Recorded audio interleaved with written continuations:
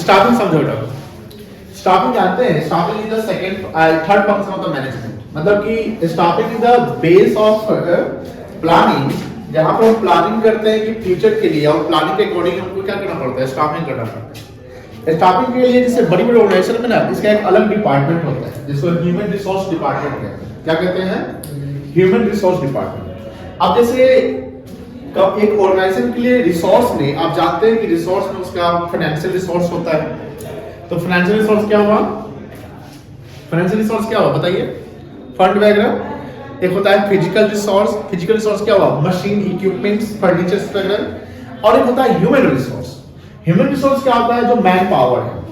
तो financial resource और physical resource को प्रॉपर ऑपरेट करने के लिए क्या जरूरत पड़ेगा? एक प्रॉपर ह्यूमन रिसोर्स जरूरत पड़ेगा कि प्रॉपर पर्सन को हम प्रॉपर जगह पे काम दें, जो वो प्रॉपर पर्सन किसी भी रिसोर्स को वेस्ट ना करे, एफिशिएंटली उसको यूज करे। एफिशिएंटली क्या करे? यूज करे, ऑर्गेनाइजेशन गोल के लिए काम करे, प्रॉपर एक्सपर्टीज के साथ काम करे, तो हम कह सकते हैं कि अल्टीमेट जो ओवरऑल गोल ऑफ ऑर्गेनाइजेशन है वो अचीव हो जाएगा। तो हम जानते हैं कि जो रिसोर्स, फिजिकल रिसोर्स है एंड फाइनेंशियल रिसोर्स है, उसको मैनेज करने के लिए क्या चाहिए? Human resource. अब ह्यूमन रिसोर्स को मैनेज करने के लिए एक डिपार्टमेंट होता है जिसको क्या बोलते हैं? HRD, human resource department.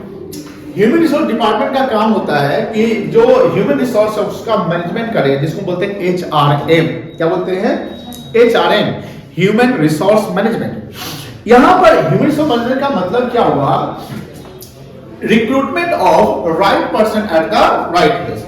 अब जब रिक्रूटमेंट की बात होती है तो रिक्रूटमेंट में क्या होता है? एक रिक्रूटमेंट प्रोसेस चलता है, सिलेक्शन होता है, एंड सिलेक्शन के बाद उनका ट्रेनिंग एंड डेवलपमेंट होता है। जो सिलेक्शन होता है तो सिलेक्शन में क्या होता है कि बहुत सारे एप्लीकेशंस आते हैं। बहुत सारे एप्लीकेशंस आते हैं तो कंपनी सभी को तो नहीं रखेगी। कंपनी क्या करती है? पहले उस एप्लीकेशन में बहुत सारे एप्लीकेशन को छांटती है, एलिमिनेट करती है। क्या करती है? एलिमिनेट। मतलब जो योग्य नहीं है, जो जिसमें कुछ प्रॉब्लम्स है, जिसमें कुछ कमी है, उसको हम छांटने लगेंगे, और जो बचेगा उसमें से बेस्ट अमंग द ऑल जो है वो हम सिलेक्ट कर लेंगे। तो सिलेक्शन क्या है? एक निगेटिव प्रोसेस होता है। सिलेक्शन रिक्रूटमेंट का कौन सा प्रोसेस बेटा? Negative process. Negative in the sense what? Selection में हम पहले क्या करते हैं? पहले चुनते हैं कि पहले छांटते हैं? सिलेक्शन में पहले हम क्या करेंगे? छांटेंगे। क्या करेंगे? छांटेंगे। जब बच जाएगा उसमें से चुनेंगे, कोई दिक्कत नहीं है। पढ़िए, इंट्रोडक्शन देंगे। विशाल तो गेट बंद कर दो, बहुत अच्छा सवाल है, लगता है सर नहीं आया।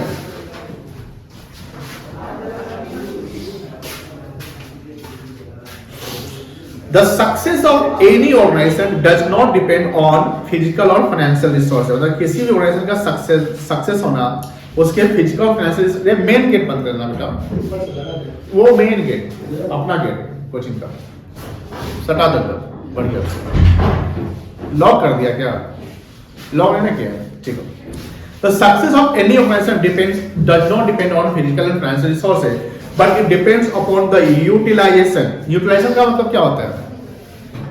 उसका यूज करना। अब सपोज करिए कि आपके पास कोई मशीन है और आपको मशीन यूज कर ऑपरेट करना नहीं आता है, तो मशीन का कोई काम नहीं हो पाएगा और आपका भी कोई काम नहीं हो पाता है। That is by human resource। और ये दोनों रिसोर्स को कौन चलाएगा? Human resource. So a hard working efficient people are the most important assets of the organization। Key people, किसी कंपनी का डिसीजन मेकर, किसी कंपनी का प्लान करने वाला, किसी कंपनी का बजट बनाने वाला। जैसे कोई चार्टर्ड अकाउंटेंट है, कोई MBA करके है, इसलिए देखते होंगे कि सब किसी का सैलरी पैकेजेस होते हैं ना। क्यों? क्योंकि वो डिसीजन, वो माइंड मेंटली काम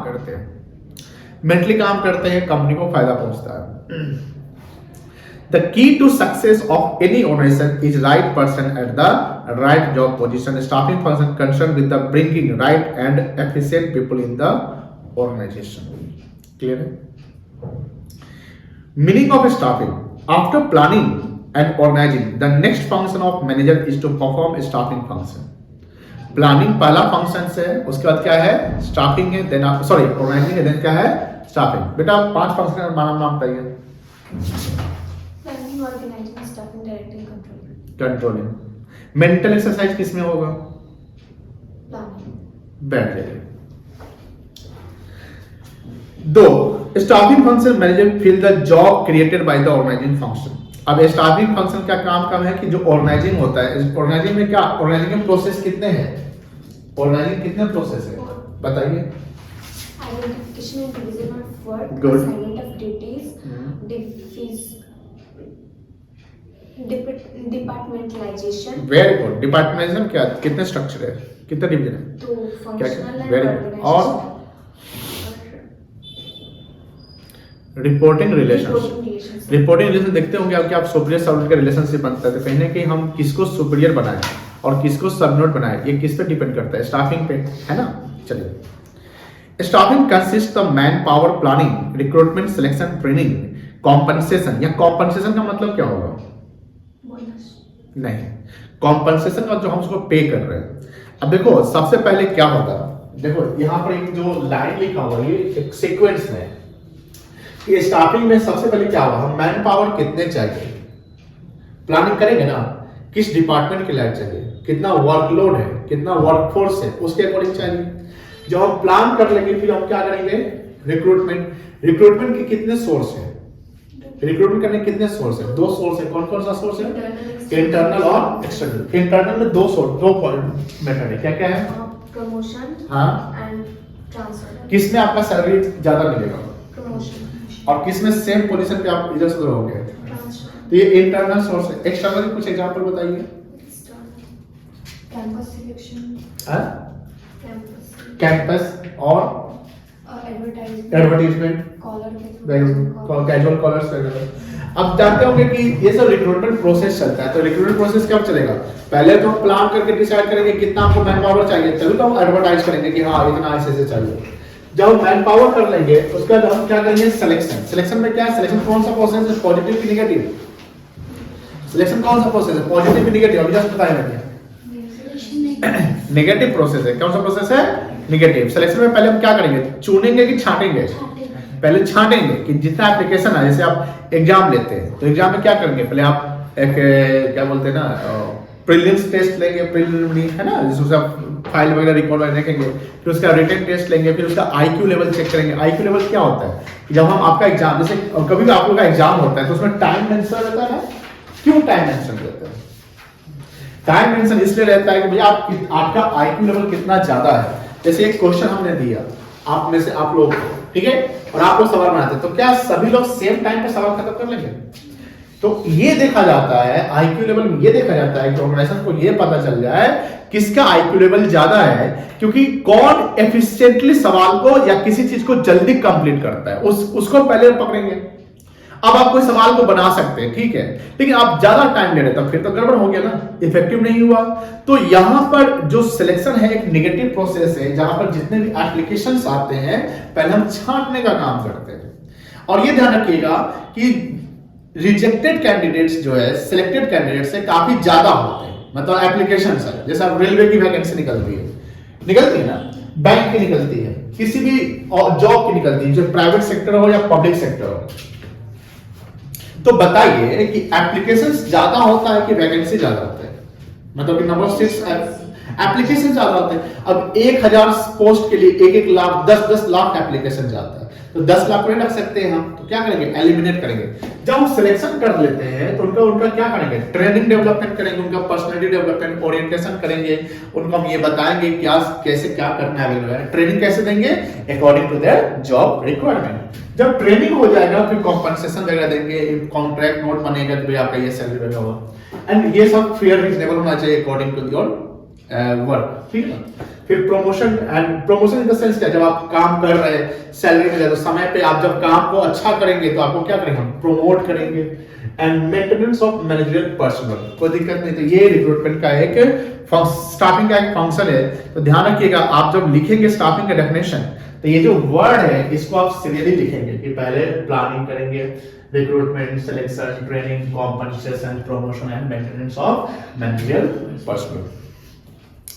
Staffing involves the finding the right person for the right job, having the right qualifications, doing the right job at the right time. कोई दिक्कत नहीं है। चलिए स्टाफिंग करना जरूरी है कि नहीं जरूरी, किसी ऑर्गेनाइजेशन के लिए स्टाफिंग करना जरूरी है कि जरूरी है? क्या हम बिना स्टाफिंग का ऑर्गेनाइजेशन चला सकते हैं? तो स्टाफिंग जरूरी है। इसके फायदे हैं, इंपॉर्टेंस है। क्या इंपॉर्टेंस है स्टाफिंग की, बताइए। Efficient work. देखिए, ये हमको कॉम्पिटेंट एफिशिएंट पर्सन मिलेगा, टैलेंट मिलेगा, ऑनेस्टी होगी उनमें, ये जरूरी ऑनेस्टी है ना, एटीट्यूड उनका अच्छा होना चाहिए। तो यह स्टाफिंग के क्या फायदे हैं कि proper staffing ensures the following benefits to the organization. पहला है filling the roles of obtaining competent personnel. क्या होता है कॉम्पिटेंट का मतलब? कॉम्पिटेंट का मतलब क्या हुआ? नहीं जानते हैं? कॉम्पिटेंट, कॉम्पिटेंट मतलब होता है एफिशिएंट, योग्य, कि आप कितने कॉम्पिटेंट है, कितने सक्षम है, कैपेसिटी आपकी है कि नहीं है। जैसे मान लीजिए कि किसी पर्सन, जैसे आप लोग 11th पढ़ के आए, 12th पढ़ रहे हैं, 12th लेवल एंडिंग पे हैं, कोई भी चीज को बनाते हैं तो कितने कॉम्पिटेंट है। जैसे आप में से कितने लोग खाना बनाना जानते हैं? आपको खाना बनाने आता है? खाना बनाने आता है? Very good. आप लोग को तो खाना बनाने, हर प्रकार का खाना तो नहीं बना पाते होंगे, लेकिन कोई ऐसा खाना होगा या कोई ऐसा डिश होगा जो आपको बनाने में मजा आता होगा, उसमें आप बहुत अच्छा स्वाद कभी गड़बड़ नहीं करते होंगे। ऐसा कुछ है? ऐसा कुछ है आप लोगों में? आप में है बेटा? मैगी। तो मैगी बनाने में आप कॉम्पिटेंट है। तुम बना लेते सब प्रकार खाना लगभग? तो होता है ना कि हम कॉम्पिटेंट, तो अब हम कॉम्पिटेंट नहीं है, हमको खाना वाला नहीं आता है। तो कॉम्पिटेंट का मतलब क्या हुआ? आप कितने सक्षम, कैपेबल, योग्य हैं उस चीज के लिए, कितने स्किल्ड है। क्या बोलता हुआ? स्किल्ड। तो स्टाफिंग में क्या है ना कि जो जॉब पोजीशन वैकेंट है, एक खाली जॉब पोजीशन पे हम किसी भी अरे गरे नत्थु कहरे को हम रख दें क्या काम करने के लिए? हमको क्या देखना पड़ेगा? एक कॉम्पिटेंट स्टाफ की उस काम को वो कर सकता है कि नहीं कर सकते। अब मार्केटिंग के लिए हमको कोई पर्सन चाहिए, तो मार्केटिंग के लिए जो मार्केटिंग को संभाल सके, मार्केटिंग में काम उसका कुछ तजुर्बा होना चाहिए। तजुर्बा होता है एक्सपीरियंस, वर्क एक्सपीरियंस भी देखा जाता है। इसलिए देखते होंगे जिसका वर्क एक्सपीरियंस ज्यादा होता है मतलब उसके पास टैलेंट है, स्किल्ड है। वर्क एक्सपीरियंस का मतलब क्या हुआ कि आप काम करना जानते हैं, डेट्स वाई आपको सैलरी ज्यादा मिलेगा, तो यू आर कॉम्पिटेंट। ठीक है। सेकेंड है placing the right person at the right. ये तो बड़ा इंपॉर्टेंट है स्टाफिंग का, सबसे इंपॉर्टेंट कि सही जॉब पोजीशन पे एक सही इंसान को रखिए। अब सही इंसान in the sense what, sir अगर कोई मशीन को ऑपरेट अच्छे से करता है तो उसको मशीन वाले में काम दे दीजिए, कोई इंस्पेक्शन अच्छे से करता है तो उसका इंस्पेक्शन का काम दीजिए, कोई बजट बना सकता है, कोई फाइनेंशियल अकाउंटिंग अच्छा से जानता है तो उसको अकाउंटिंग का काम दीजिए, किसी को टैक्स जीएसटी का काम अच्छा आता है तो उसको जीएसटी का काम दीजिए। बात समझ रहे हैं? कोई मार्केटिंग का काम संभालता है तो मार्केटिंग दीजिए, कोई फाइनेंस का है तो फाइनेंस दीजिए। अब अगर हम सही इंसान को सही जगह पर रखते हैं तो उससे ओवरऑल किसका ग्रोथ होगा? ऑर्गेनाइजेशन का होगा। तो ऑर्गेनाइजेशन का क्या होगा? ग्रोथ होगा, प्रॉफिट होगा। जब ऑर्गेनाइजेशन का ग्रोथ होगा तो इससे हर एम्प्लॉय का भी प्रमोशन डेवलपमेंट होगा कि नहीं होगा? उसको भी सेफ्टी मिलेगा, उसको भी जॉब सिक्योरिटी मिलेगा। जॉब सिक्योरिटी क्या होता है? जॉब सिक्योरिटी क्या होता है? जॉब सिक्योरिटी होता है कि भैया जिस कंपनी में हम काम करें वो कंपनी काफी अच्छी है, वो कंपनी का बिजनेस का जो प्रोफाइल अच्छा है, फंडामेंटल अच्छा है, यानी वहां जब जॉब कर रहे हैं तो वहां पर कोई ऐसा चांस नहीं कि कोलैप्स कर जाए। ठीक है, तो उसको बोलते हैं जॉब सिक्योरिटी। जब एक कॉम्पिटेंट पर्सन काम करता है तो रिसोर्स का वो वेस्टेज करेगा कि नहीं करेगा? नहीं करेगा, या कम से कम करेगा। यानी रिसोर्स जो होंगे, कौन सा resource? Financial resource, physical resource. Financial resource में क्या हुआ? फंड। अब फंड का भी जरूर बहुत इंपॉर्टेंट है कि फाइनेंस में एक ऐसे इंसान को हमने डाल दिया जो फाइनेंस का उसको नॉलेज नहीं है, तो फाइनेंशियल रिसोर्स क्या हो जाएगा? प्रॉपर यूज हो पाएगा। आप जो कैपिटल स्ट्रक्चर बनाते हैं, लोन लेना है कि नहीं लेना है, कहां से लोन लेना है, पैसा कैसे अरेंज करना है, पैसा कैसे यूज करना है, वर्किंग कैपिटल के लिए पैसा कितने रखने हैं, फिक्स कैपिटल के लिए कितने रखने हैं, मशीन को खरीदना है कि रेंट पे लेना है, कि सैलरी कैसे पेमेंट करना है। अब ये उस इंसान को जो फाइनेंस में है उसको पता ही नहीं है। जो चीफ फाइनेंशियल ऑफिसर है उसको पता ही नहीं, तो फाइनेंशियल रिसोर्स का प्रॉपर यूज हो पाएगा? नहीं हो पाएगा। तो फाइनेंशियल रिसोर्स को प्रॉपर यूज करने के लिए हमको कोई फाइनेंशियल एक्सपर्ट को वहां डालना पड़ेगा। उसी प्रकार फिजिकल रिसोर्स होते हैं। फिजिकल रिसोर्स क्या हुआ? Machine, furniture, raw materials. अब रॉ मटेरियल्स का प्रॉपर यूज करना है, मशीन को प्रॉपर ऑपरेट करना है, तो उसके लिए हमको कंपिटेंट स्टाफ चाहिए। That's why the optimum utilization of human resource helps in competing. compete मतलब क्या होता है? कंपटीशन क्या होता है? कंपटीशन मतलब कंपटीशन नहीं जानते हैं क्या होता है? उसको हिंदी में क्या बोलते हैं बताओ तो? प्रतियोगिता। प्रतियोगिता जानते होंगे। तो कंपटीशन में हेल्प मिलता है कि हमारे पास योग्य स्टाफ है तो वो compete करने में, हमारे कंपिटिटर्स को compete करने में वो काम आएंगे। इसलिए देखते हैं की पर्सन जो होते हैं किसी कोई कंपनी में, जिसको KMP कहते हैं। KMP का फुल फॉर्म क्या है? ये जनरली टॉप लेवल में होते हैं या मिडिल में भी हो सकता है, ऐसा नहीं है, लोअर में भी हो सकते हैं। की मैनेजर पर्सनल क्या होता है कि वैसा पर्सन जो कंपनी के लिए योग्य है, यानी इसके जाने से फर्क पड़ सकता है, इसके जाने से फर्क पड़ सकता है। मतलब कि मशीन ऑपरेटर, 2 मशीन ऑपरेटर है, वो आएगा तब ये मशीन ऑपरेट होगा, अदरवाइज नहीं होता है। अब मान लो कि मशीन ऑपरेटर ही गायब हो गया, तब मशीन चलेगा? मशीन नहीं चलेगा तो उस 2 ऑपरेटर के कारण जो भी प्रोडक्शन डिपार्टमेंट में काम कर रहे हैं वो सबका तो छुट्टी हो जाएगा उस दिन के लिए। तो KMP की मतलब क्या होता है? चाबी तो जानते ही हैं, बट की मतलब क्या हुआ? इंपॉर्टेंट हो गया। यहाँ पे क्या हो गया बेटा?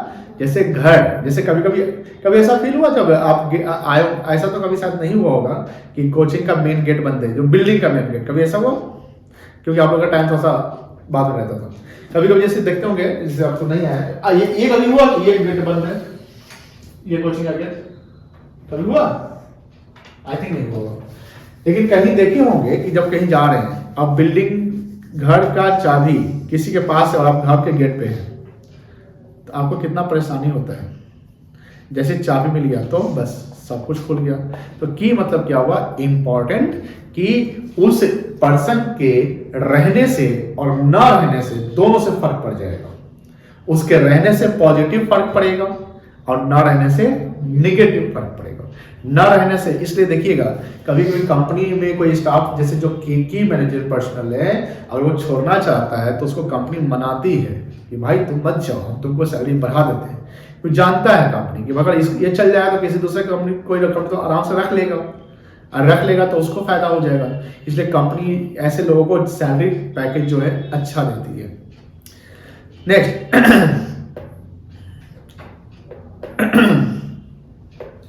improves the job satisfaction and morale of employees। Morale मतलब क्या होता है? मोराल होता है साइकोलॉजिकली आप कॉन्फिडेंट, मतलब कि आपका मोराल जो है ना हाई है, मतलब आप मतलब कि एक एनर्जेटिक एंथुजियास्टिक है, कि आपका मोराल जो है प्रॉपर सेटिस्फाई है, आप हाई लेवल पे, भैया चलो हम काम कैसे, आप पढ़ाई कर रहे हैं, आप रिवीजन कर रहे हैं, मॉडल पेपर बनाते हैं, कोई क्वेश्चंस बनाते हैं, बन जाता है, ऐसा टैली करते हैं बन जाता है, तो आपका मोराल क्या होता है? हाई हो जाता है। अब वही आपको कोई डरा दे, मान लीजिए कोई डरा दे कि जैसे आप सीए करने से सोचते हैं, आप इनरोलमेंट करा लिए है ना, आप इनरोलमेंट करा लिए, आपके पड़ोस, आपके पापा किसी अंकल को बात करते हैं कि बच्चा सीए कर रहा है, कर रही है। अब वो अंकल आए एक दिन घर पे चाय पीने, बेटा क्या कर रहे हो? अंकल सीए में इनरोलमेंट लिए, सीए क्लास कर रहे, सीए पढ़ रहे, सीए एग्जाम। अरे बेटा हो जाएगा, पर टफ होता है। कैसे होगा? 2% रिजल्ट आता है।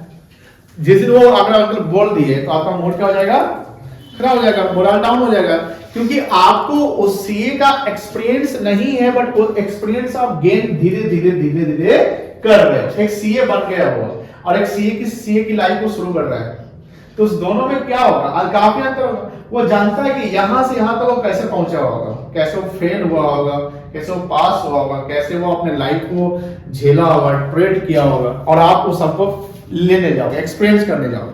कोई चीज आसान नहीं होता है, कोई चीज टफ भी नहीं होता है, डिपेंड करता है आपके अप्रोच पे। अब मान लो कि हम प्रॉपर तरीके से करें, जैसे स्टाफिंग हम प्रॉपर तरीके से करें, तो ऑब्वियस बात है कि अल्टीमेट ऑर्गेनाइजेशन का गोल क्या होगा, अचीव होगा। अब जब ऑर्गेनाइजेशन का गोल अचीव होगा तो कहीं ना कहीं जॉब सेटिस्फैक्शन, हमने जस्ट बोला कि कंपनी को अगर फायदा हो गया तो आपका जॉब सिक्योर फील किया जाएगा। आप कंपनी के लिए ऑनेस्ट है, कंपनी के लिए काम कर रहे हैं, तो कंपनी आपको क्यों निकालेगी? कंपनी के लिए आप कॉम्पिटेंट योग्य है, कंपनी आपको क्यों निकालेगी? कोरोना में भी बहुत सारी कंपनी ने बहुत सारे एम्प्लॉय को छांटा, बहुत सारी, लेकिन इसका मतलब थोड़ी कि सबको छांट दिया, कुछ को रखा। किसको रखा होगा? जो उस छांटे हुए एम्प्लॉय से ज्यादा कॉम्पिटेंट रहा होगा, की परसेंट रहा होगा। जब कंपनी को नीड पड़ गई तो उस और भी एम्प्लॉय को बुलाया गया। तो इससे क्या होता है कि एम्प्लॉय का अगर स्टाफिंग प्रॉपर होगा तो उसका ट्रेनिंग प्रॉपर होगा। ट्रेनिंग में अगर वो मन लगाता है तो काम अच्छा करेगा, तो उससे एम्प्लॉय का मोरल हाई होगा, प्लस उसको जॉब सेटिस्फैक्शन मिलेगा। जॉब सेटिस्फैक्शन का मतलब ये हुआ कि जो हम काम कर रहे हैं उसके अकॉर्डिंग हमको कॉम्पनसेशन सैलरी मिल रहा है। ये ऑर्गेनाइजेशन के लिए भी फायदा है।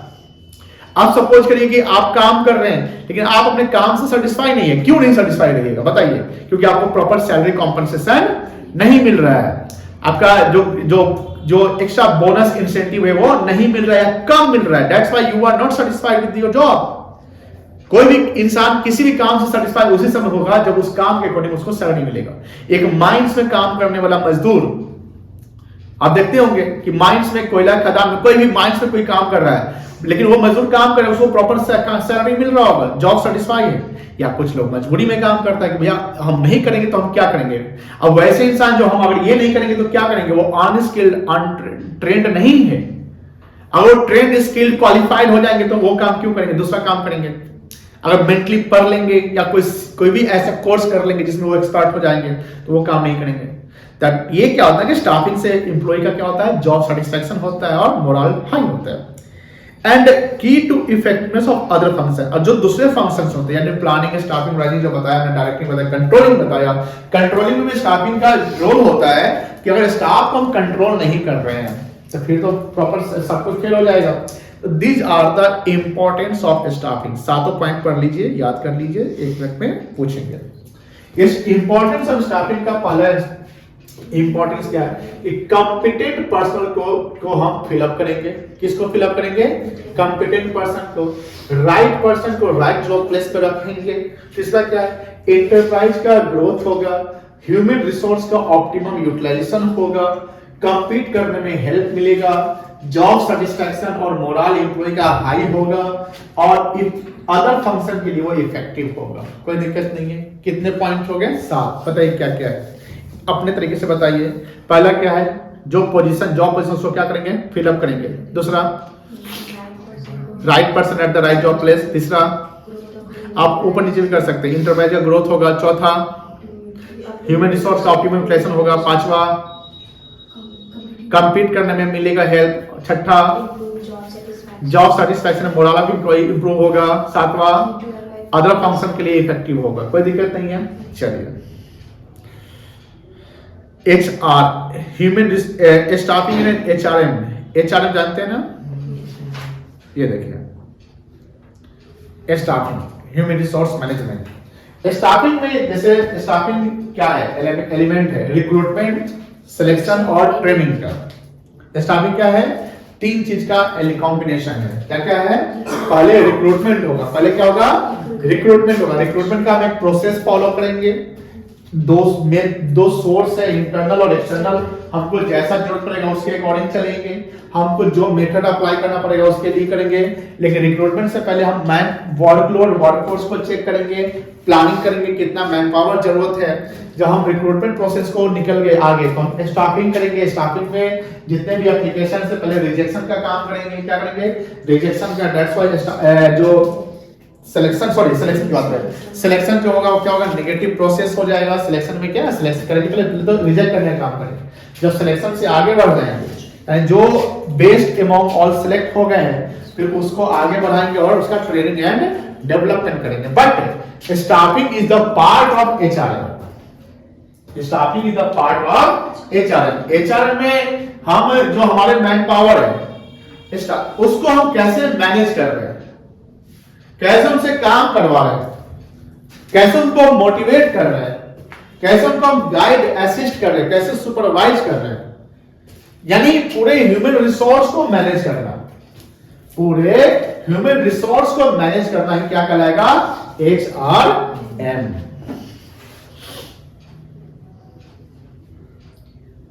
पढ़िए तो बेटा क्या है, human resource management is a part of management process which develops and manages the human element of the enterprise, considering their knowledge, skill, creativity, talent and potential। potential मतलब क्षमता, for contributing towards the organizational objectives। Human resource management involves the determining the organization's need of human resource recruitment and selection the best employee, training and development, compensating and rewarding the employees। It also includes the act related to the liaison with government, trade unions। ये क्या करता है कि relation बनाता है किस government के साथ। जैसे मान लीजिए कि हम गवर्नमेंट के साथ मेरा रिलेशन अच्छा नहीं है, मतलब आप कैसे रिलेशन खराब हो सकते हैं बता सकते हैं? हम प्राइस जो है ओवर चार्ज करते हैं, सोशल वेलफेयर के लिए काम, सोशल कंट्रीब्यूशन नहीं करते हैं, गवर्नमेंट के लॉ एंड रेगुलेशन को हम फॉलो नहीं करते हैं, हम इलीगल एक्ट करते हैं, टैक्स टाइम पे जमा नहीं करते हैं, टैक्स का हम इवेजन करते हैं। क्या करते हैं? इवेजन। टैक्स इवेजन क्या होता है? टैक्स का चोरी, ब्लैक मार्केटिंग, यानी आप जो सामान बेचते हैं उसमें आप कच्चा बिल बनाते हैं, टैक्स अवॉइड करते हैं, यानी जहां टैक्स देना आप नहीं देते हैं, कोई तरकीब अपनाते हैं। तो ये कहने की गवर्नमेंट के साथ सही रिलेशन आपका नहीं होगा। जब गवर्नमेंट के साथ सही रिलेशन नहीं होगा तो फिर क्या होगा? गवर्नमेंट क्या करेगी? आपकी कंपनी को बंद करवा देगी। दूसरा, जो ट्रेड यूनियन होते हैं, यानी जो यूनियन सब होते हैं, संगठन होते हैं, उनके साथ में रिलेशन क्या होना चाहिए? अच्छा होना चाहिए। Generally when these functions are carried out at small scale, देखो स्मॉल स्केल पे कोई HRD सब नहीं होता है, लेकिन लार्ज स्केल पे ये सब हमको करना पड़ता है। In a small, in every managed by everyone, we call it as a staffing function by line manager, but when these functions are performed at large scale in big organization, they need to create a separate department called human resource management। यानी पूछा जाएगा ये small organisation में क्या HRD होगा? नहीं होगा। उसमें लाइन मैनेजर क्या हुआ? जो मैनेजर होगा वही सब काम कर लेगा। लेकिन बड़ी बड़ी कंपनी में HRD होता है, अलग होता है।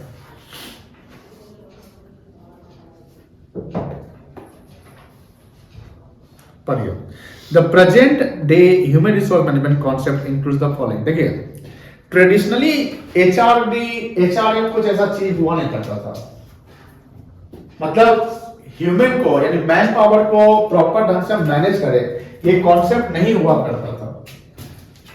पहले कॉन्सेप्ट कोई ऐसा नहीं होता कि प्रोडक्ट पाई हम काम कर रहे हैं। अभी भी जैसे आप देखते होंगे जो कॉन्ट्रैक्टर सब होते हैं, कंस्ट्रक्शन जो वर्कर काम करता है या कहीं भी कॉन्ट्रैक्ट जो वर्कर काम करता है उसको डेली बेस पेमेंट मिलता है। डेली बेस मतलब दिन का इतना रुपया। लेकिन टेलर जो था FW टेलर, उन्होंने साइंटिफिक टेक्निक बताया कि वेजेस का पेमेंट हम कैसे करेंगे, पीस रेट सिस्टम। तो कहीं हम ये कह सकते हैं कि ट्रेडिशनली ह्यूमन रिसोर्स मैनेजमेंट का कॉन्सेप्ट नहीं हुआ करता था। अरे मैन पावर है, काम कर रहा है, हो रहा है। लेकिन समय के अनुसार वो लोग कंपनी ने जो बहुत सारे थ्योरी डेवलप किए गए, बहुत सारे रिसर्चर्स ने ये माना कि हाँ मैन पावर को भी अगर सही से हम मैनेज कर दे, उनका अगर प्रॉपर प्लानिंग करे तो कहने की ये ऑर्गेनाइजेशन के लिए भी फायदा होगा और उस एम्प्लॉय के लिए भी फायदा होगा। क्या उसका हर टाइम का मेजर करे, परफॉर्मेंस अप्रेजल परफॉर्मेंस अप्रेजल क्या होता है कि आप जो काम कर रहे हैं उसका प्रॉपर ये इवोल्यूशन करेंगे कि आप कितना काम किए, आपके काम में कितनी एफिशिएंसी है, आप कितने क्वालिटी से काम किए, कितना वेस्टेज किए। अब उससे क्या होगा कि हर एम्प्लॉय का हमको मेजरमेंट मिल जाएगा। तो जब हर एम्प्लॉय का मिल जाएगा तो हम उसके अकॉर्डिंग उनका कैरियर ग्रोथ कर देंगे, नहीं कर देंगे। लेकिन मान लो कि एक डिपार्टमेंट में या एक फैक्ट्री में 100 वर्कर काम कर रहे हैं, 100 को हम डेली पेमेंट कर रहे हैं। अब हम कैसे मेजर करेंगे कि 100 में कौन सा वर्कर ज्यादा काम कर रहा है, कौन सा कम? तो डेली उसको 500-400 दे रहे हैं। तो इससे क्या होगा, जो वर्कर ज्यादा काम कर रहा है उसमें नेगेटिव भावना आएगी कि भैया हम देखते हैं कि वो वर्कर जो है पार्टिकुलर वर्कर वो काम कम करता है तभी वो 500 ले लेता है, हम ज्यादा काम करते हैं तो भी हमको 500 मिलता है। आजकल सब क्या करेंगे, उसके जैसा ही हम काम करेंगे, तो ओवर ऑर्गेनाइजेशन का प्रॉब्लम हो जाएगा। लेकिन हम समय के अनुसार एक ऐसे पर्सन को डाल दें कि तुम 100 आदमी को देखो, इसको इसके परफॉर्मेंस को मेजर करते रहो। इससे क्या होगा, हम ह्यूमन रिसोर्स का मैनेजमेंट करवा रहे हैं। अगर जो ज्यादा काम कर, चलो ठीक है, तुम्हारा देखे हैं महीना, एक महीना तुम अच्छा काम किया, तुम्हारा 50 रुपए बढ़ा देते हैं। जैसे इसको 50 रुपए बढ़ा देंगे, दूसरा देखेगा भाई इसका काम करने से बढ़ गया, हम भी काम ज्यादा करेंगे आपसे। तो ह्यूमन रिसोर्स मैनेजमेंट जो मॉडर्न कॉन्सेप्ट में उसको डेवलप किया गया, इससे दोनों पार्ट को, यानी ऑर्गेनाइजेशन पार्ट और एम्प्लॉइज पार्ट, दोनों पार्ट को फायदा। एम्प्लॉय पार्ट का प्रमोशन होगा, उनका ग्रोथ होगा, कैरियर डेवलपमेंट होगा, ऑर्गेनाइजेशन को इससे उनका गोल मिलेगा, प्रॉफिट मैक्सिमाइज हो जाएगा। पढ़िए, सबसे पहले ह्यूमन रिसोर्स मैनेजमेंट के क्या क्या एक्टिविटीज है। एक्टिविटी मतलब वो कैसे फंक्शंस करती, कैसे काम करती। पहले तो हम प्लानिंग करेंगे। क्या करेंगे बेटा, प्लानिंग। प्लानिंग क्या मतलब, कहां कहां जॉब वैकेंट है, किस डिपार्टमेंट के लिए कितने पर्सन चाहिए, कितने क्वालिफाइड चाहिए, कितने स्किल्ड चाहिए, कितने अनस्किल्ड चाहिए, कितने सेमी स्किल्ड। ये ध्यान रखिएगा, सभी जगह हम सारे स्किल्ड पर्सन को नहीं रखते हैं। ये बोलिए क्या है सर, देखिए कोई बता सकता है क्यों नहीं रखेंगे हम, कोई बता सकता है हम इस सारे एम्प्लॉय को स्किल्ड नहीं रखेंगे। यानी अगर मान लो कि प्रोडक्शन डिपार्टमेंट या फैक्ट्री है, 100 वर्कर की जरूरत है, तो 100 अगर हम स्किल रख देंगे तो क्या कंपनी को नुकसान होगा कि फायदा होगा? फायदा होगा। नुकसान भी होगा, फायदा। नुकसान क्या होगा? उसको ज्यादा पेमेंट देना पड़ेगा। फायदा क्या होगा? फायदा कि उनको मतलब मेरा कंपनी का ग्रोथ होगा, उसके पास टैलेंट होगा। देखिए अल्टीमेटली कंपनी को जनरली नुकसान ही होगा। देखिए कंपनी को क्या है ना कि जब हम ज्यादा पे करेंगे बेटा, तो क्या ना मेरा कॉस्ट बढ़ जाएगा। हम वर्कर का पेमेंट करेंगे ना, तो वर्कर का पेमेंट का जो कॉस्ट है वो हम प्रोडक्ट में जोड़ देंगे, जोड़ेंगे कि नहीं जोड़ेंगे? प्रोडक्ट को में जोड़ने के कारण प्रोडक्ट का प्राइस क्या होगा मार्केट में, तो प्रोडक्ट का प्राइस जब ज्यादा हो जाएगा तो फिर कंपनी का प्रोडक्ट बिकेगा कि नहीं बिकेगा।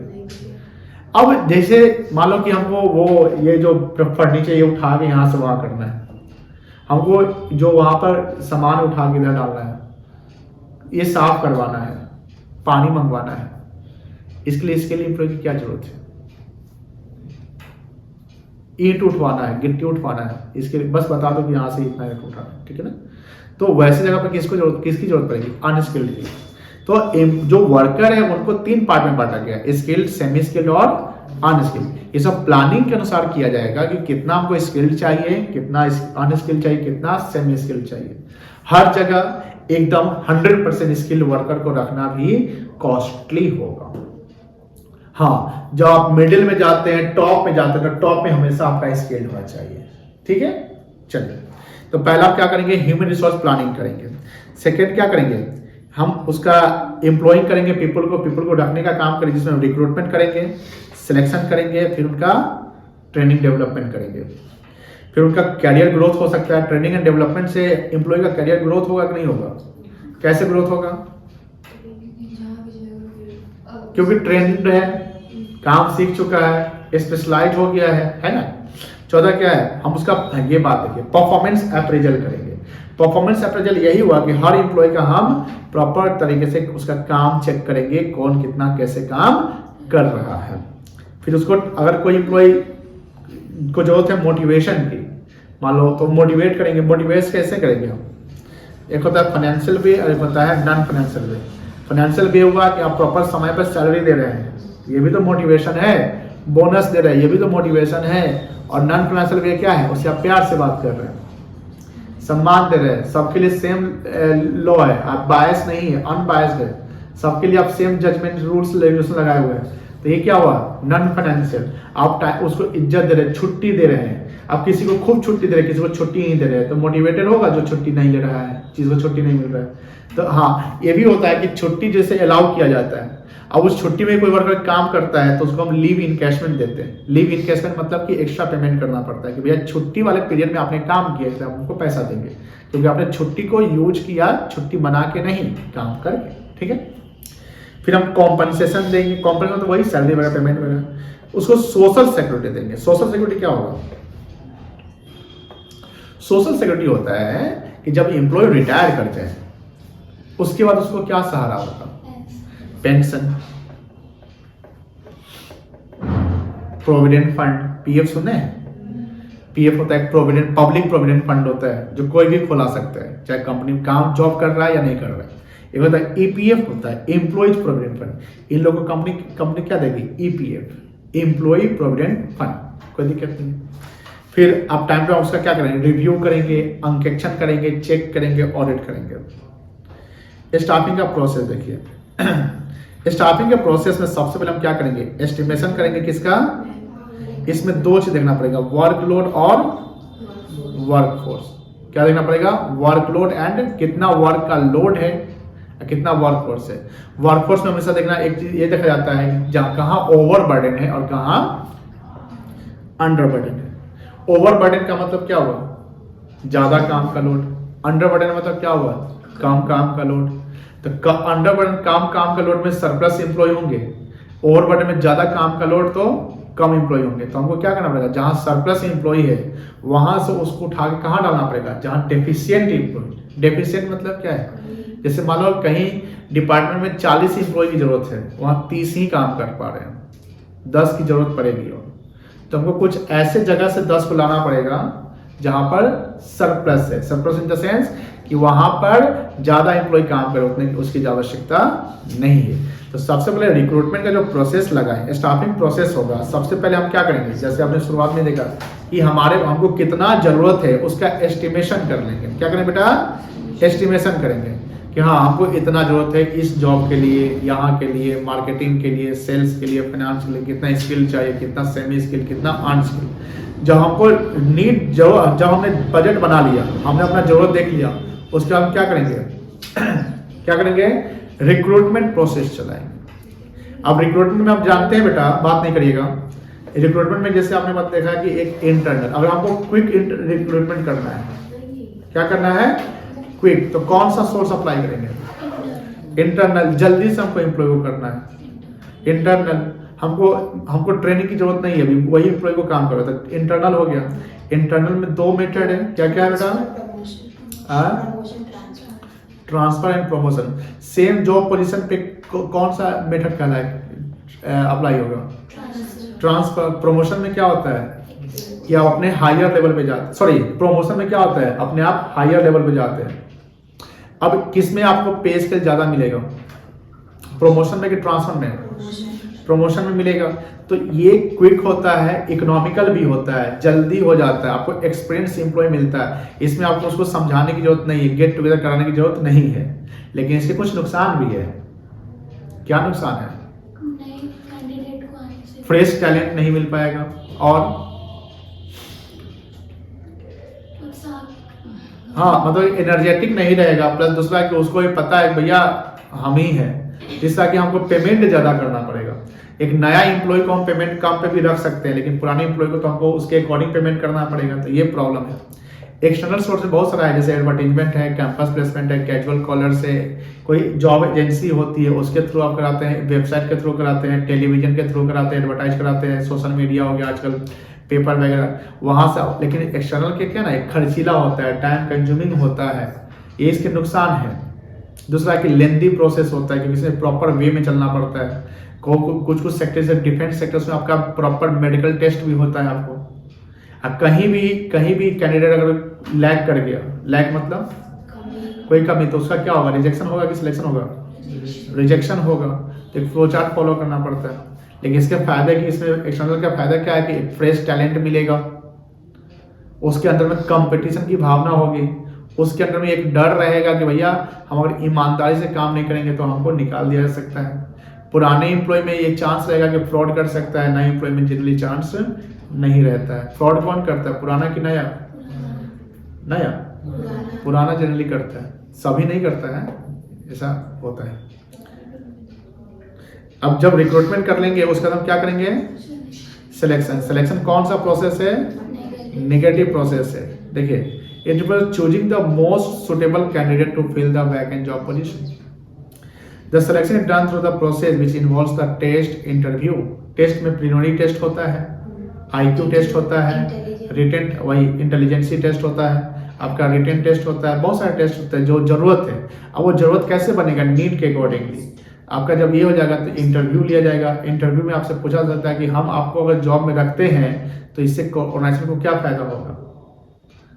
आप बोलिएगा ऑर्गेनाइजेशन को फायदा तो नहीं, लेकिन हमको सैलरी मिलेगा टाइम पे। अब अगर मान लीजिए से बात बोल देते हैं तो आपको रखेगा कि नहीं रखेगा, जिसका ये तो अपना देख रहा है भाई। तो प्रिंसिपल ऑफ मैनेजमेंट का एक पॉइंट याद रखिएगा, subordination of individual interest to general interest. तो कभी भी इंटरव्यू में आप ऐसे इंटरव्यूअर को ऐसे आप अट्रैक्ट करिए, उसको सेटिस्फाई करिए कि उसको ये लगे ये जो बंदा है इसके आने से ऑर्गेनाइजेशन का विकास होगा, सोसाइटी का विकास होगा, कहीं ना कहीं कंपनी के लिए फायदेमंद है। तो पहले अपना मत देखो, पहले दूसरों का देखो, ठीक है ना। In selection, number of selected candidate is less than the number of rejected candidate. That is why selection is called the negative process. ठीक है। अब सिलेक्ट किस में करेंगे, जो पहले छांटने के बाद जो अवेलेबल होगा उसमें से जो बेस्ट है उसको हम क्या करेंगे, सिलेक्ट करने के बाद करेंगे। To make selected candidate realize in how seriously things is done in the organization. और जो सिलेक्टेड कैंडिडेट है उनको ये रियलाइज करना, रियलाइज मतलब महसूस कराना कि भैया देखिए आपका जो सिलेक्शन हुआ है कितने प्रोसेस से हुआ है। इसको आप हल्के में मत लीजिए कि आप जो सेलेक्ट हुए हैं तो आप एक कितनों को बीट करके आए हैं। तो आप अगर सही से काम नहीं करोगे तो फिर आप ही निकल जाओगे। तो ये ध्यान रखना है कि सिलेक्शन प्रोसेस में ये ध्यान रखना है कि सिलेक्शन में जो एम्प्लॉय सिलेक्टेड है उनको ये रियलाइज कराना है कि उन कैसे सिलेक्शन होता है, कैसे उनको जॉब मिला है। जब सिलेक्ट हो जाएंगे उसके बाद क्या करेंगे, उनका पर्सनल प्लेसमेंट करेंगे। प्लेसमेंट जैसे कि कहाँ पर उनका प्लेसमेंट हो रहा है, उसका उनका ओरिएंटेशन। ओरिएंटेशन मतलब क्या होता है, पर्सनल, हाँ, जान पहचान, पर्सनालिटी डेवलपमेंट, गेट टुगेदर। जानतांगे ये आपके सुपीरियर है, ये आपके सबऑर्डिनेट है, आप इनके अंदर में काम करेंगे, आप ऐसे काम करेंगे, वैसे इनको फॉलो करेंगे, आप किसको रिपोर्ट करेंगे, किसको रिपोर्ट नहीं करना है, ये सब किस में चलेगा, ओरिएंटेशन में चलता है। ओरिएंटेशन में आपको ये भी बताया जाएगा, देखो इस लंच टाइम क्या है, छुट्टी का टाइम क्या है, आने का टाइम क्या है ना, ये सब बताया जाएगा आपको। अरे टाइमिंग क्या है सभी, अब आप में क्या नहीं आते हैं, सोइले रहिएगा तो बस हो गया, पढ़ाई लिखाई से मतलब ही नहीं है आप लोगों को। एग्जाम का समय सूता रहेगा तो मजाक बना लिया पढ़ाई को, आ जाता है झूला उठा ले, 1 घंटा पढ़ लेता है। 1 घंटा पढ़ाई कौन करेगा। हाँ, तो ये सब ओरिएंटेशन का प्रोग्राम पॉइंट है। नेक्स्ट देखिए, जब सिलेक्शन ओरिएंटेशन होगा, जान पहचान होगा, तो उसका क्या करेंगे हम, training and development. Training development में उसका हम अकॉर्डिंग टू जॉब पोजीशन उसको हम ट्रेन करेंगे, क्योंकि उससे कॉम्पिटेंसी बढ़ेगा, मोटिवेट होगा, उनको ये फील होगा कि भैया हम ट्रेंड हो चुके हैं, हम काम सही से कर सकते हैं। अगर ट्रेनिंग डेवलपमेंट हो जाएगा तो रिसोर्स का हम प्रॉपर यूटिलाइजेशन कर पाएंगे। अब देखिए ध्यान से, in most of the large scale organization there is a separate human resource department which performs staffing function, but in a small organization हल्ला नहीं भाई, लार्ज स्केल, जैसे लार्ज स्केल जो कंपनी होती है उसमें HRM अलग होता है, HRD अलग होता है, लेकिन स्मॉल स्केल में क्या कौन काम करता है, लाइन मैनेजर। कौन काम करता है, लाइन मैनेजर करता है।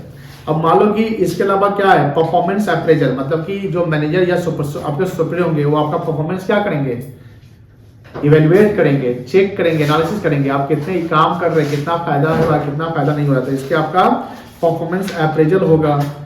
जैसे आपका परफॉर्मेंस अप्रेजल हमने जस्ट बताया कि परफॉर्मेंस अप्रेजल के बाद जब आपका परफॉर्मेंस अच्छा है तो हम आपका क्या करेंगे, प्रमोशन करेंगे, आपको पेमेंट एक्स्ट्रा करेंगे, सैलरी टाइम पे देंगे, कॉम्पनसेट करेंगे। इसमें क्या होगा, मेडिकल फैसिलिटी देना, सोशल फैसिलिटी देना, जॉब सिक्योरिटी, बहुत सारे रूम वगैरह देना, घर देना, फर्नीचर वगैरह देना, यानी बहुत सारे जो बेनिफिट्स होते हैं एम्प्लॉय को सैलरी के अलावा वो देंगे हम। Compensation it refers to the price of the job, यानी जो जॉब आप कर रहे हैं, जो काम कर रहे हैं उसका payment. It includes the pays, reward and other incentives given to employees. It includes direct as well as indirect payment. Direct payment such as wages, salary, ये सब डायरेक्ट पेमेंट है। इनडायरेक्ट में आपको बेनिफिट मिलता है, जैसे मेडिकल फैसिलिटी हो गया, बच्चों का स्कूल का खर्चा हो गया, बहुत सारी चीजें, कार्ड मिल गई आपको, सर्वेंट मिल गया वगैरह वगैरह, such medical facility, insurance etcetera. The manager must fix the right compensation on the basis of qualification type of the job. Direct payment के 2 टाइप है। डायरेक्ट पेमेंट के कितने टाइप है, 2 टाइप, एक टाइम बेस्ड पेमेंट है और एक performance based. Performance क्या होता है, जितना आपने प्रोडक्ट बना लिया उसके अकॉर्डिंगली पीस रेट सिस्टम कह सकते हैं उसको, क्या कह सकते हैं बेटा, पीस रेट सिस्टम। और टाइम बेस्ड क्या हुआ, डेली पेमेंट, वीकली या मंथली पेमेंट, जैसे आपको महीने का इतना मिलता है, तो ये क्या है, टाइम बेस्ड पेमेंट है कि परफॉर्मेंस बेस्ड पेमेंट है, टाइम बेस्ड। अब परफॉर्मेंस बेस्ड क्या हुआ, आपने जितना काम करना है वो काम कर लिए, इसके बाद इस काम का पैसा मिलेगा, तो ये क्या हुआ, परफॉर्मेंस बेस्ड हो गया, कोई दिक्कत नहीं है। ये दोनों डायरेक्ट पेमेंट का पार्ट होता है, किसका पार्ट होता है, डायरेक्ट पेमेंट का पार्ट होता है। स्टाफिंग के प्रोसेस देखिए, कितने प्रोसेस है, 5। कितने प्रोसेस है बेटा, 5। पहला क्या है, तोड़ के दिया होगा, देखो पहले स्टाफिंग के कितने प्रोसेस है, 5 में क्या, पहला क्या है, estimating the man power requirement. Man power requirement में कितने मेथड है, कितने पॉइंट है, क्या क्या है, वर्कलोड और रिक्रूटमेंट में क्या, कितने सोर्स है, कौन कौन सा, सिलेक्शन का मतलब क्या हुआ, सिलेक्शन कौन सा प्रोसेस है, नेगेटिव प्रोसेस है। प्लेसमेंट और ओरिएंटेशन में क्या करेंगे हम, proper right person right place पर करेंगे, ओरिएंटेट करेंगे, उसको जान पहचान कराएंगे, सब कुछ उसको इंट्रोड्यूस करेंगे। ट्रेनिंग डेवलपमेंट में बोलिए, ट्रेन करेंगे, डेवलप करेंगे, उसको मोटिवेट करेंगे वगैरह। इसके अलावा देखिए ये सब उसी में पार्ट है बेटा। इस देखो ट्रेनिंग डेवलपमेंट हुआ ना, परफॉर्मेंस अप्रेजल हो गया आपका, प्रमोशन करियर प्लानिंग हो गया, कॉम्पनसेशन वगैरह हो गया, ठीक है ना। देखिए यहाँ पे components, elements and aspects of staffing, यानी कितने स्टाफिंग के कंपोनेंट है, 3। क्या क्या है, रिक्रूटमेंट, सिलेक्शन एंड रिक्रूटमेंट जानते हैं, क्या होगा रिक्रूटमेंट,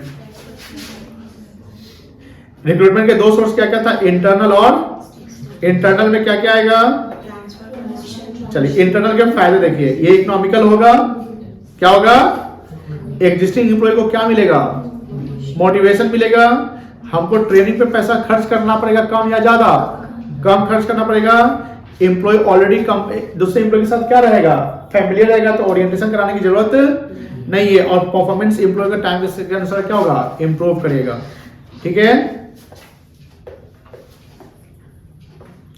जो पुरानी एम्प्लॉय को क्या मिलेगा, जॉब रोटेशन का फायदा मिलेगा, ट्रेनिंग मिलेगा, through transfer surplus employee can be shifted to other department. Surplus employee क्या हुआ, सरप्लस एम्प्लॉय क्या हुआ, जहां ज्यादा एम्प्लॉय है उसको हम क्या करेंगे, वहां से ट्रांसफर कर देंगे। लेकिन इससे कुछ ड्रॉबैक है, ड्रॉबैक मतलब क्या होता है, नुकसान, इससे कोई डिमेरिट्स भी है। क्या नुकसान है, कोई नया फ्रेश टैलेंट नहीं मिलेगा, जैसे हम लोग डिस्कस कर चुके हैं, लिमिटेड चॉइस होगा और कोई नए ऑर्गेनाइजेशन के लिए सूटेबल नहीं है। और फ्रीक्वेंट ट्रांसफर का करते हैं, फ्रीक्वेंट मतलब बार बार ट्रांसफर करेंगे, तो इसमें एम्प्लॉय की प्रोडक्टिविटी क्या होगी, प्रोडक्टिविटी मतलब उसकी एफिशिएंसी कम हो जाएगी, वो शिफ्ट होने में उसको समय, एडजस्ट होने में समय लगेगा। 2 ट्रांसफर समझ के, ट्रांसफर क्या हुआ, सेम जॉब पोजीशन पे आप ट्रांसफर हो रहे हैं, जहां पर आपका पे स्केल सेम रहेगा। प्रमोशन में क्या हुआ कि आप एक लेवल से ऊपर के लेवल पे जा रहे हैं, यानी सबऑर्डिनेट जिस लेवल पे आप हैं उस अपर लेवल पे, जिससे आपका पे स्केल क्या होगा, बढ़ जाएगा। एक्सटर्नल सोर्स में क्या क्या है, एक्सटर्नल सोर्स में जैसे आप जानते हैं कि एडवर्टीजमेंट, वेबसाइट, एजेंसी वगैरह है। इसके फायदे क्या है कि आपको फ्रेश टैलेंट मिलेगा, चॉइस का ज्यादा वाइडर ऑप्शन रहेगा, क्वालिफाइड पर्सन मिलेंगे, लेटेस्ट टेक्नोलॉजी का नॉलेज उसको उसके पास रहेगा, और उसके अंदर में क्या, कौन सी स्पिरिट रहेगी। स्पिरिट मतलब क्या होता है, स्पिरिट मतलब क्या होता है बताइए बेटा, जोश, उत्साह, तो वो क्या रहेगा, ज्यादा रहेगा, भैया हमको काम अच्छे से करना है, नया नया जॉब हुआ है। लेकिन इसके कुछ डिमेरिट्स है, क्या डिमेरिट्स है, जो एग्जिस्टिंग एम्प्लॉय है उसका मोरल क्या हो जाएगा, गिरेगा। न्यू एम्प्लॉय को पुराने एम्प्लॉय के साथ एडजस्ट होने में समय लग जाएगा, ये एक्सपेंसिव होगा, लेंथी प्रोसेस है, टाइम कंज्यूमिंग है, एक प्रॉपर प्रोसेस को फॉलो करना होगा। जल्दी से अगर हमको एम्प्लॉय को रिक्रूट करना है तो उसमें एक्सटर्नल सोर्स काम में नहीं आ पाएगा। कॉमन मेथड एक्सटर्नल सोर्स का क्या क्या है, डायरेक्ट रिक्रूटमेंट करना, कैजुअल कॉलर। कैजुअल कॉलर क्या होता है, कोई जानता है कैजुअल कॉलर?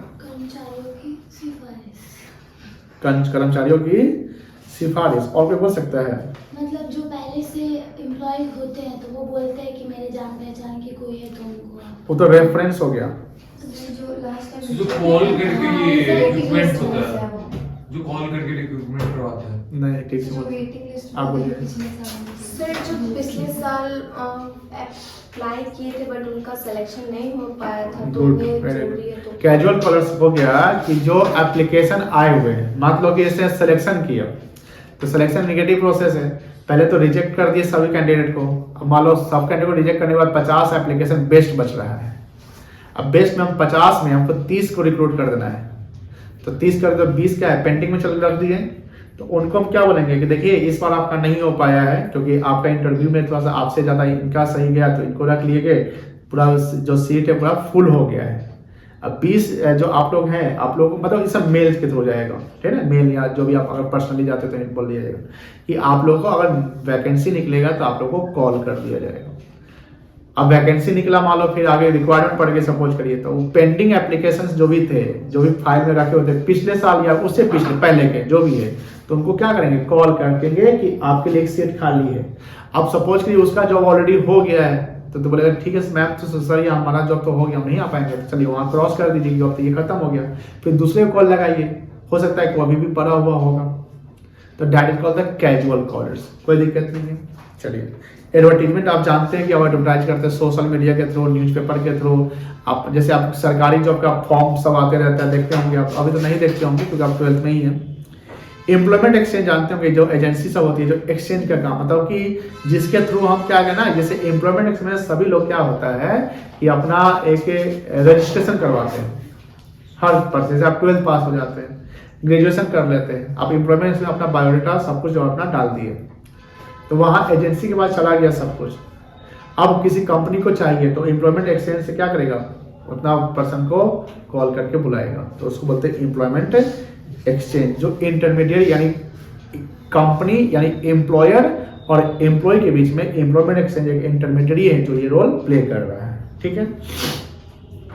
प्लेसमेंट एजेंसी होती है, जैसे आईसीआई सब में क्या होता है, सीए जब बनता है तो उसका प्लेसमेंट कैंपस प्लेसमेंट होता है। आप देखते होंगे कि बहुत सा पढ़ते समय यानी जब फाइनल ईयर में रहता है वहीं पे जॉब हो जाता है, एमबीए सब में होता है, इंजीनियरिंग में होता है, सब में होता है कि तो कंपनी सब वहाँ क्या आती है, यूनिवर्सिटी में आती है, वहाँ से क्या होता है इंटरव्यू सब होता है, चलो ठीक है 3rd ईयर चल रहा है आप हम रख लेते हैं, आप अपना कोर्स भी करिए और काम भी कर सकते हैं, तो इसको कैंपस प्लेसमेंट, या जिसका काम हो जाता है उसके बाद, मतलब जिसकी पढ़ाई कंप्लीट हो जाती है उसके बाद उसका कैंपस प्लेसमेंट होता है। ये सब क्या है, एक्सटर्नल सोर्स है। कैंपस रिक्रूटमेंट हो गया। रिकमेंडेशन, हाँ जैसे रिकमेंडेशन क्या हुआ, ये सिफारिश, कि जैसे कोई प्रेजेंट एम्प्लॉय है और वो जानता है किसी ऐसे एम्प्लॉय पर्सन को जो अच्छा काम करता है, तो उसके सिफारिश पे रखा जा सकता है, क्योंकि वो उसको जानता है, विश्वास करता है कि वो ऐसा ही ऑनेस्ट टाइप होगा। लेबर कॉन्ट्रैक्टर से हम, जैसे लेबर कॉन्ट्रैक्टर लेबर सप्लाई करता है, मान लो कि हमको कोई कंस्ट्रक्शन का काम करवाना, आज 100 वर्कर की जरूरत पड़ गई, तो लेबर कॉन्ट्रैक्टर पास वर्कर होते हैं, उनको हम कॉल करेंगे, वो वर्कर पहुंचा देंगे। टेलीविजन के थ्रू, वेबसाइट पे पब्लिश करना, ये सब आपका एक्सटर्नल सोर्स ऑफ रिक्रूटमेंट का मेथड है। सिलेक्शन जानते हैं, सिलेक्शन एक नेगेटिव प्रोसेस होता है, लेकिन सिलेक्शन की प्रक्रियाएं होती है। सिलेक्शन कैसे होगा, सिलेक्शन का पहले सबसे प्रीलिमिनरी स्क्रीनिंग होता है। स्क्रीनिंग मतलब क्या होता है, जो भी अनक्वालिफाइड, हाँ जो अनक्वालिफाइड सुटेबल नहीं है पहले उनको क्या करेंगे, हटाना शुरू करेंगे। Preliminary screening is done to eliminate unqualified and misfit candidate based on the information supply in the application, यानी जो आपने एप्लीकेशन फॉर्म में दिया उसके अकॉर्डिंगली आपका नहीं है तो हम क्या करेंगे, छांटेंगे। उसके बाद सिलेक्शन टेस्ट लेंगे। सिलेक्शन टेस्ट में क्या होगा, आईक्यू टेस्ट चेक करेंगे। आईक्यू टेस्ट में कितना टाइम पे आप सवाल को या किसी को बना देते हैं। एप्टीट्यूड टेस्ट होगा जिससे आपके पोटेंशियल को चेक किया जाएगा। पर्सनालिटी टेस्ट, आपका कितना कैसा एटीट्यूड है, कंपनी के लिए पॉजिटिव है कि निगेटिव है। ट्रेड टेस्ट में आपका ये देखा जाएगा कि जो एग्जिस्टिंग एम्प्लॉय के साथ आपका प्रॉपर बन रहा है कि नहीं बन रहा है। आप जो काम करेंगे उसके लिए प्रॉपर उस सैलरी पे आप काम कर सकते हैं कि नहीं कर सकते। जिस कंपनी में आप जॉब करने वाले हैं उसके लिए आप इंटरेस्टेड है कि नहीं, यानी आपका इंटरेस्ट भी देखा जाएगा। अगर आप इंटरेस्टेड नहीं है बोर्ड आपको, तब आपकी काम क्यों रखा जाएगा, यानी जो काम करेंगे उसके लिए आपका इंटरेस्ट चेक किया जाएगा। फिर आपका इंटरव्यू होगा। इंटरव्यू में भी यही बहुत सारे सवाल ऐसे पूछे जाएंगे जो उस जॉब पोजीशन से रिलेटेड होंगे, समझ गए ना। फिर आपका बैकग्राउंड चेक किया जाएगा, रेफरेंस चेक किया जाएगा। जैसे बैकग्राउंड में क्या हुआ, जिस जगह से आप बिलोंग करते हैं वहाँ के नजदीकी के थाने में एक इंक्वायरी जाएगा कि इस इंसान का फाइल चेक करो, कोई क्रिमिनल बैकग्राउंड तो नहीं है। अगर क्रिमिनल बैकग्राउंड ऐसा कुछ होता है तो फिर आपका रिजेक्शन पॉसिबल है। जब जब यहाँ बैकग्राउंड आपका सही है, सब कुछ ओके है, तब आगे बढ़ेंगे तो आपका सिलेक्शन का डिसीजन लिया जाएगा। फिर आपका मेडिकल टेस्ट होगा। मेडिकल टेस्ट बहुत सारे जॉब पोजीशन पे नहीं होता है, बहुत सारे जॉब पोजीशन पे होता है। अब मेडिकल टेस्ट में आप फेल हो गए तो फिर आप पीछे रिजेक्ट हो जाएंगे, तो मैं और मेडिकल टेस्ट में पास हो गए तो फिर आप आगे जाएंगे, फिर आपको जॉब ऑफर मिलेगा। जॉब ऑफर में मतलब आपको बोला जाएगा ये काम है, देन आफ्टर आपका एक एम्प्लॉयमेंट का कॉन्ट्रैक्ट साइन होगा, बॉन्ड साइन होता है, क्योंकि सब काम कर दिया गया। उसके बाद आपको ट्रेनिंग मिलता है, आपको बताया जाता है कि इतना सैलरी मिलेगा, इस पे आप सेटिस्फाई है तो आप एग्रीमेंट पे साइन करिए। प्लस ये भी बताया जाएगा कि इस कंपनी में कम से कम आपको 4 साल 3 साल 5 साल काम करना है, इसके बीच में छोड़ना नहीं है। और आप छोड़ देते हैं तो आपको पेनाल्टी के रूप में पैसा आपको भरना पड़ेगा। अब ऐसा क्यों होगा? मान लो कि आप कहीं ट्रेनिंग डेवलपमेंट ले लिए, कंपनी ने आप पे खर्च करके ट्रेन कर दी, उसके बाद 6 महीने बाद छोड़ दिए क्योंकि आपको दूसरे कंपनी में ज़्यादा सैलरी मिल रही है, किसको नुकसान हो जाएगा? जो एग्जिस्टिंग कंपनी जिसने आपको ट्रेनिंग दिया उसका क्या होगा? नुकसान होगा। दैट्स वाई कंपनी ये एग्रीमेंट कराती है। तो सिलेक्शन का क्या क्या प्रोसेस हो गया बेटा? देखिए, पहले क्या करेंगे आप? स्क्रीनिंग करेंगे। इसमें क्या करेंगे? रिजेक्ट करेंगे, अनक्वालिफाइड अनलिस्टेड को हटा देंगे। सिलेक्शन टेस्ट होगा, सिलेक्शन में आईक्यू टेस्ट होगा, इंटेलिजेंस टेस्ट होगा, ट्रेड टेस्ट होगा, रिटन टेस्ट होगा। उसका एम्प्लॉयमेंट इंटरव्यू लेंगे जिसमें आपको हम जानेंगे कि आप काम मतलब जो भी सवाल बने वो पूछा जाएगा। आपका रेफरेंस एंड बैकग्राउंड चेक होगा। सिलेक्शन का हम डिसीजन लेंगे कि हाँ इसको सिलेक्ट करना है कि नहीं करना है। फिर आपका मेडिकल टेस्ट होगा, यहाँ से आप निकलते हैं job offer and then employment contract का साइन होगा। खत्म है क्या? ट्रेनिंग डेवलपमेंट जल्दी खत्म कराएंगे तो इसको भी। Training and development. Training development जानते हैं कि जब एम्प्लॉय का सिलेक्शन हो गया है तो उसको क्या करेंगे? ट्रेन करेंगे। ट्रेनिंग क्यों जरूरी है? इससे क्या होगा? जब ट्रेन एम्प्लॉय तो उसका लर्निंग टाइम समझना उसका क्या हो जाएगा? कम जाएगा। परफॉर्मेंस उसका क्या होगा? इंप्रूव होगा। उसका एटीट्यूड में क्या होगा? एटीट्यूड मतलब व्यवहार में क्या होगा? पॉजिटिव फीलिंग आएगी कंपनी के लिए, वो सोचेगा, कंपनी के जरिए बात करेगा। जो भी ऑपरेशनल प्रॉब्लम्स है उसको सॉल्व करने में आसानी होगी क्योंकि वो ट्रेन हो चुका है। मैन पावर के नीड को हम मैनेज कर सकते हैं और जो डायनेमिक इन्वायरमेंट है उसको चेंज होने में, चेंज जो होता है उसको अडॉप्ट कर सके वो आसानी से। ये किसके लिए फायदेमंद था? ऑर्गेनाइजेशन के लिए, यानी better training, benefits of training and development to the organisation.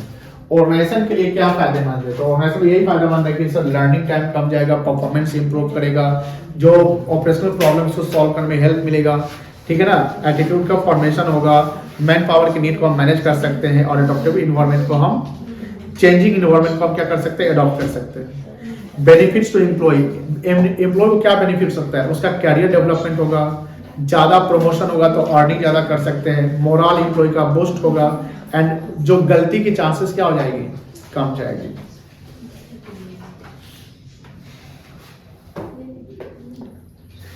दो प्रकार के मेथड्स ऑफ ट्रेनिंग है, एक on the job training end of the job training. On the job training क्या होता है? काम करते हुए सीखना, उसको क्या बोलते हैं? On the job training. और ऑफ द जॉब ट्रेनिंग क्या हुआ कि आप काम करने से पहले कहीं दूसरी जगह सीख रहे हैं, जैसे डमी वर्क कर रहे हैं। डमी क्या होता है?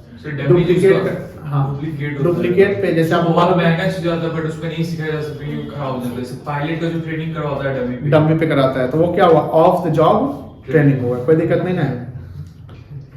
देखिए, when the employees are trained while they are performing the job, then it is known as the on the job training. Under this method the employee learn by doing, यानी काम करते हुए सीखना, जैसे इंटर्नशिप होता है आपको, है ना।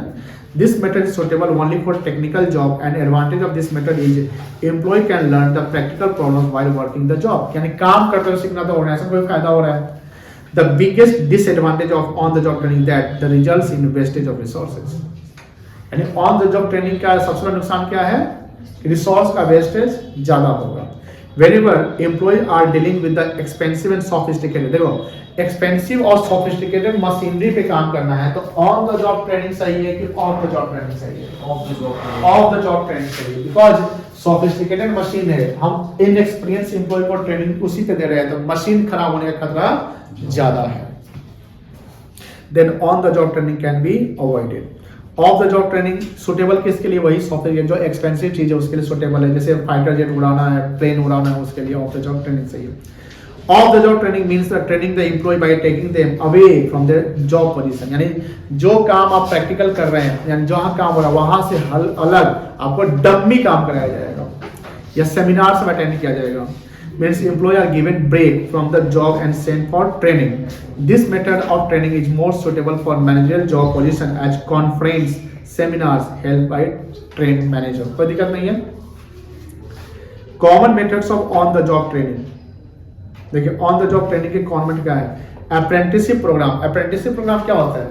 जहां वर्कर जो है अपना स्किल डेवलप करने के लिए सीखने जाते हैं, इसमें कंपनी को पैसे भी मिलते हैं, कंपनी को पैसे मिलते हैं, अप्रेंटिसशिप प्रीमियम जिसको कहते हैं। आप पढ़े हुए अकाउंटेंसी में कि जैसे आप कहीं सीखने के लिए, हमको सीखना है तो सीखना है तो आपको उसके लिए क्या करना पड़ेगा? पे करना पड़ेगा। अप्रेंटिसशिप जॉब होता है, ठीक है ना। ये ऑन द जॉब ट्रेनिंग का मेथड है। दूसरा इंटर्नशिप। इंटर्नशिप सीए वगैरह जब करते हैं तो उसमें इंटर्नशिप होता है, मेडिकल में होता है, आपका एमबीए में होता है। इसमें कंपनी आपको स्टाइपेंड या जिसके अंडर में आप इंटर्नशिप करते हैं तो आपको स्टाइपेंड देती है। स्टाइपेंड मतलब कि थोड़ा सा पेमेंट देगी जिसको आप पॉकेट खर्चा या कोई भी चीज आप रख सकते हैं। सीए कोर्स के बीच में इंटर्नशिप कराया जाएगा, यानी जैसे आप सीए कर रहे हैं तो उसमें आर्टिकलशिप नाम का चीज होता है। जानते हैं आर्टिकलशिप? कोई सुना है? नहीं सुना।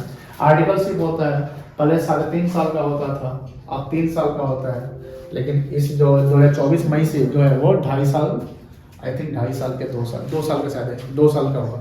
तो ट्रेनिंग में क्या है कि आप कहीं क्लाइंट प्लेस पे जाओगे, सीए के साथ जाओगे, वहां पर आप एक आर्टिकल होगे, इंटर्न जिसको कहते हैं, वो काम सीखे कैसे ऑडिट करते हैं, कैसे अकाउंटिंग चेक करते हैं, जिसको हम क्या बोलते हैं? इंटर्नशिप बोलते हैं। एक होता है इंडक्शन और ओरिएंटेशन ट्रेनिंग। ओरिएंटेशन ट्रेनिंग में यही कि आपको काम करते हुए सिखाया जाएगा कौन आपका सुपीरियर है, किसको रिपोर्टिंग करना है, किधर कितने समय कितने टाइम पर लंच, मतलब कि जो भी आपको पर्सनालिटी से रिलेटेड है, लंच टाइमिंग क्या होगा, छुट्टी का टाइमिंग क्या है, वर्क प्लेस क्या है, वॉशरूम किधर है, ये सब चीजें क्या है आपका एक ओरिएंटेशन ट्रेनिंग का पार्ट माना जाता है। नेक्स्ट है common and popular technique of the job training. यही वेस्टिबल स्कूल। ये क्या है? डुप्लीकेट मॉडल या डम्मी क्रिएट करना। जैसे हमने बोला कि जो सोफिस्टिकेटेड मशीन सब होगा तो उसके जब आप डम्मी मॉडल क्रिएट कर दिए। कौन सा मॉडल बेटा? डम्मी। क्या मॉडल? डम्मी। डम्मी मतलब डुप्लीकेट क्रिएट करिए और उस पे काम कराइए। क्या है? Vestibule school. यानी ये किसका पार्ट है? ऑन द जॉब का कि ऑफ द जॉब का? Of the job training.